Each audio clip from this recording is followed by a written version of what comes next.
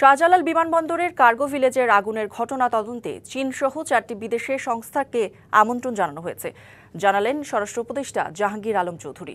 দুপুরে cargo village পরিদর্শন শেষে গণমাধ্যমকে তিনি জানান, অস্ট্রেলিয়া, চীন, ইংল্যান্ড ও তুরস্ককে তদন্তে আমন্ত্রণ জানানো হয়েছে। দাবি করেন, আগুনের 4 মিনিটের ভেতর অগ্নি নির্বাপক দল কাজ শুরু করে।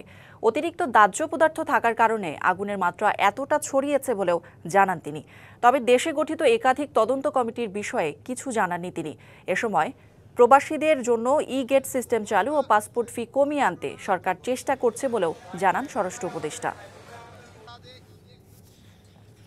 এই অগ্নিকাণ্ডের ভিতরে যদি কোনো অব্যবস্থাপনা থাকে, এই জন্য আমরা 4টা দেশের ইনভাইট করছি তাদের আসার জন্য। ইংল্যান্ডকে ইনভাইট করা হয়েছে, আপনার অস্ট্রেলিয়ারে ইনভাইট করা হয়েছে, চায়নারে ইনভাইট করা হয়েছে, টার্কিরে ইনভাইট করা হয়েছে।